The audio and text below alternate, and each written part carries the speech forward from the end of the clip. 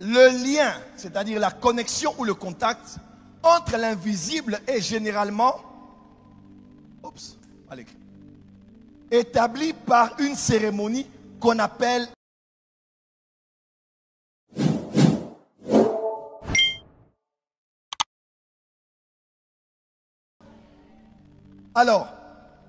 et ces deux mondes sont des mondes parallèles. D'ailleurs, le monde invisible, pour certains, on appelle ce monde-là le monde parallèle, le monde qui est en parallèle d'une autre. Quelqu'un est avec moi? Et ce n'est pas parce que ces deux mondes sont comme en parallèle et que le monde invisible a la prééminence sur le monde matériel que tout ce qui est au monde invisible est forcément lié au monde visible. Non. Ce n'est pas parce que l'invisible a l'influence sur le visible que tout ce qui est visible appartient forcément au monde invisible. Non. La terre entière appartient à Dieu, oui. Mais croyez-moi, dans la Bible, il est prouvé que même dans le monde invisible, là, il y a des choses et des personnes que Dieu ne connaît pas dans ce monde visible.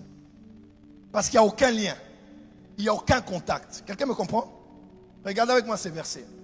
2 Timothée 2, verset 19. Néanmoins, le solide fondement de Dieu reste debout avec ces paroles qui lui servent de sceau.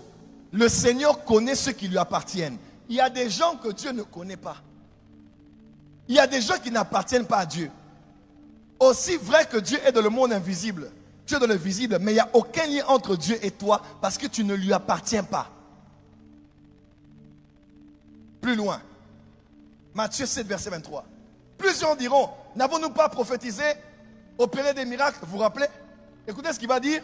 Alors je leur dirai ouvertement, je ne vous ai jamais connu. Donc il y a des hommes sur la terre que le monde spirituel ne connaît pas. Il y a des maisons sur la terre que le monde spirituel ne connaît pas. Il y a des objets sur la terre que Dieu ne reconnaît pas, ne connaît pas, n'est pas attaché à cela, n'est pas lié à ça, qui ne lui appartiennent pas. C'est fort ce que je dis ici. Hein? C'est très fort. C'est très, très, très fort ce que je viens de dire. Quatrième vérité.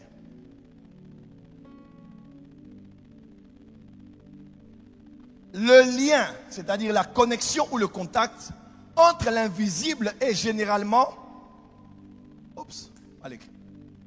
établi par une cérémonie qu'on appelle dédicace.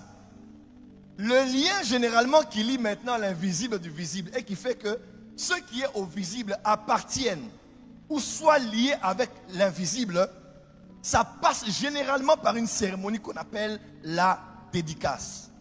L'initiation, la consécration. Quelqu'un est avec moi? Vous allez voir un jeune garçon à l'université qui est tout à fait gentil. Il y a même un jeune homme que j'ai connu comme ça. Bon, c'est une longue histoire. Bref, il est allé avec ses amis chez un féticheur et le féticheur a dit, mais toi, je ne te connais pas. Alors que le garçon prétendait qu'il était aussi dans des choses mystiques. Et pourtant, il était en train de mentir. Quand il arrive, il a dit, les esprits ne te connaissent pas. On ne te connaît pas ici. On connaissait tout le monde sauf lui. Et qu'est-ce qu'il devait faire? Accepter qu'il n'était pas coopté et passer par une initiation. On devait le laver, on devait l'enseigner, on devait le baptiser, on devait le dédier. Il devait passer par une cérémonie qui allait faire en sorte que les esprits le reconnaissent maintenant. Quelqu'un comprend ce que je veux dire? Aussi vrai que le monde invisible existe et le visible existe, aussi vrai que tout ce qui est du monde visible n'appartient pas forcément ou n'est pas forcément sous le contrôle du monde invisible. Mais la connexion s'établit par une cérémonie qu'on appelle l'initiation, la consécration ou la dédicace. Aujourd'hui, quand vous regardez notre belle vieille Europe, des nations comme la Grande-Bretagne, l'Angleterre, tout ce que vous savez, autrefois terre de réveil, terre de miracles, terre de rivalistes. Aujourd'hui, il y a des cathédrales anglicans que l'on vend qui appartiennent aujourd'hui à des musulmans, des molles. Je posais la question, mais ici se trouvait l'autel de Dieu, l'échelle de Dieu. Qu'est-ce qui s'est passé? Et on peut prendre un lieu qui était sacré, le désacraliser et le dédier à d'autres dieux. Autrefois, les esprits craignaient le lieu aujourd'hui les esprits y habitent. Pourquoi? On a changé de dédicace. On a reconsacré, reconverti le lieu. Et il y a eu dorénavant un contact entre le monde physique et le monde spirituel, mais des ténèbres. Suivez-moi très bien dans ce que je vais dire ici. L'introduction là est très importante. Donc tu peux être ou avoir, mais n'avoir aucun lien avec le monde spirituel. Pourquoi? Parce qu'il n'y a pas eu dédicace. Parce qu'il n'y a pas eu consécration. Parce qu'il n'y a pas eu initiation. Dis avec moi la puissance naturelle de la dédicace. Hier, au Gabon, a eu lieu la prestation de serment de notre nouveau président, le président Brice Oligui Nguema. Acclamé. Merci. Merci. Comme de coutume, cela a lieu dans toutes les nations, après que, par voie démocratique, par la voie des urnes, après qu'un candidat remporte les élections. Nous, en général, par exemple, en RDC, pour proclamer par les magistrats, malgré que le candidat a remporté les élections, pour que ce mandat ait un jour 1. Puis après 100 jours, on parlera des 100 premiers jours du président de la République, il doit y avoir un jour de prestation de serment. Il est président de la République, il est candidat qui a remporté les élections, mais pour rendre cela public et officiel, pour qu'il y ait un jour 1 à compter pour ses 5 ans de mandat, 7 ans de mandat, il faut un jour d'investiture où on lui remet officiellement les armoiries, les symboles du pouvoir du pays. Il est comme intronisé. Il n'a pas dit amen. Est-ce que vous savez que David avait l'onction royale mais n'avait pas de trône? Il a fait 25 ans sans trône. Le temps d'avoir un trône, Ishbosheth, fils de Saül, est allé prendre le pouvoir à sa place. Il a dû encore attendre une autre transition jusqu'à ce qu'on le reconnaisse et qu'il soit roi sur tout Israël. Il y a plusieurs personnes qui ont l'onction, qui ont des promesses, mais qui n'ont jamais été intronisées. Come on.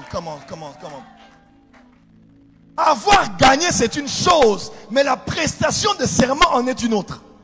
Il faut un rituel, une cérémonie. Et là, vous voyez, les chefs d'État africains sont venus. Ils sont tous arrivés là. Pourquoi? Pour reconnaître officiellement, pour rendre légitime le pouvoir de l'homme qui vient de conquérir le pouvoir. Et on parle de la 5e République au Gabon. On parle de maintenant, les choses sérieuses sont en train de commencer. Pourquoi? Il a été élu, mais deuxièmement, il faut qu'il soit intronisé. Ce soir, tu seras intronisé. Je parle à des femmes qui ont l'onction, à des hommes qui ont des promesses, mais le problème, tu n'as jamais été dédié pour la nouvelle dimension, pour la nouvelle saison, pour la nouvelle étape.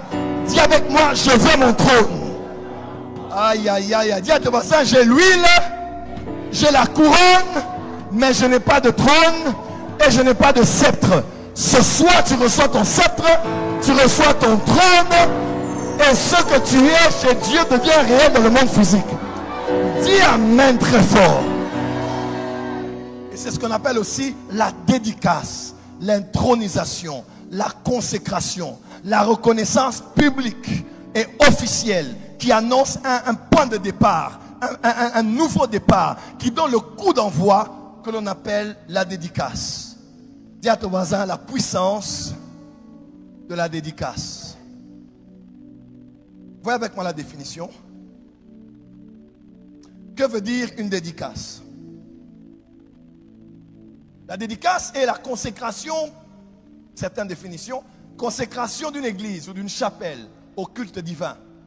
On a construit et on vient faire la dédicace du lieu de culte. C'est un acte religieux par lequel un édifice religieux, un autel, sont consacrés au culte et généralement dédié à cette occasion à une des 3 personnes de la Trinité ou à la mémoire d'une sainte. Ça, c'est contextualisé par rapport à l'Église catholique. Un homme de Dieu qui est un mentor pour moi à Kinshasa. a une église qui date de plus de 20 ans dans un quartier au Congo. Et une prophétie est sortie, Dieu a dit qu'il devrait déménager. Et Dieu a fait grâce, ils avaient déjà acquis plusieurs parcelles et pouvaient commencer l'église de l'autre côté. L'homme de Dieu a dit, c'est vrai, je peux déménager l'église. C'est-à-dire, je prends les membres de l'église, on prend nos clics et nos claques et on déménage pour la nouvelle adresse. Parce que la prophétie a parlé. Mais, la chose la plus difficile, ce n'est pas de déménager. Il faut quelques camions, il faut quelques mètres, il faut de la main d'œuvre et puis on déménage. Mais la chose la plus difficile qui est là, c'est l'autel. Parce que ce qui a fait l'église, ce n'est pas la structure de l'église. Ce qui a fait l'église, c'est l'autel qui est dans l'église. Non, tu n'as pas compris. Donc, il ne faut pas que déménager l'église. Parce que déménager l'église, ce n'est pas délocaliser les membres. Déménager l'église, c'est délocaliser l'autel. Parce que sur l'autel où se tient l'homme de Dieu, pendant 20 ans, les gens venaient là faire leur dîme.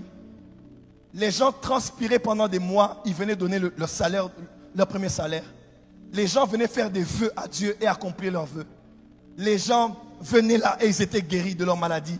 Les gens venaient donner leur vie à Jésus-Christ là. Les gens recevaient l'appel au ministère et se donnaient totalement à Dieu là. De là où se trouvait l'homme de Dieu, il recevait des révélations quand il prêchait, des mystères quand il prêchait. C'est de là qu'il prophétisait, il parlait, les nations étaient bénies en ligne. Tu ne vas pas dire que celui-là était un lieu ordinaire. Non. Tu ne diras pas que celui-là c'est un lieu ordinaire. Non. Le problème c'est l'autel maintenant. Je peux délocaliser l'église, mais est-ce que je suis parti avec l'autel?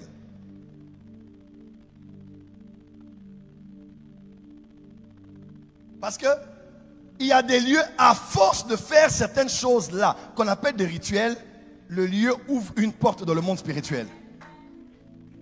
C'est comme ça qu'il y a des lieux où on te dit, dans telle montagne, dans tel pays, quand tu vas là-bas, Dieu exauce. C'est pas que Dieu exauce. Il exauce partout. Mais c'est juste qu'on a une sensation en y arrivant que le ciel est ouvert. Tu pries dans la ville, tu es sur les Champs-Élysées, tu sens des vibrations bizarres. Là-bas, tout ça, il y a des vibrations qui sortent des obélisques et tout ça. Tu es dans ta chambre, tu veux commencer à prier, les voisins à côté là-bas sont en train de fumer de la bœuf. Donc, tu es bloqué là où tu es. Quelqu'un me comprend? Mais il y a des endroits, tu arrives dans la nature comme ça, on te dit qu'il y a des gens qui prient toujours ici. Quand tu arrives là, tu sens que c'est ouvert. Pourquoi? Parce qu'il y a des choses qu'on a fait, et refait, et refait, et refait, et refait, et fait encore là. Pourquoi est-ce que Jacob est arrivé? Et Jacob, en se réveillant le matin, il a dit, oh, je ne savais pas que Dieu était ici. Il a dit, c'est la maison de Dieu. C'est la porte de Dieu. Et vous savez quoi? Il a vu les anges qui montaient. Il n'a pas vu des anges qui descendaient et qui montaient. Mais qui? C'est-à-dire que les anges étaient en bas. Et comment ils étaient là? Parce que c'est dans cet endroit-là aussi qu'Abraham avait fait le sacrifice.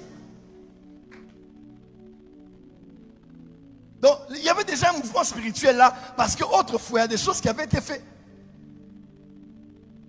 dans la même localisation géographique. Quelqu'un me comprend?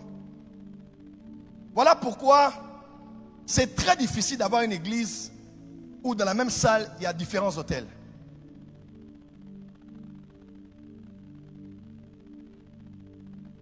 On peut prier le même Dieu, mais il n'y a pas les mêmes onctions. Il n'y a pas les mêmes énergies spirituelles. Quelqu'un me comprend?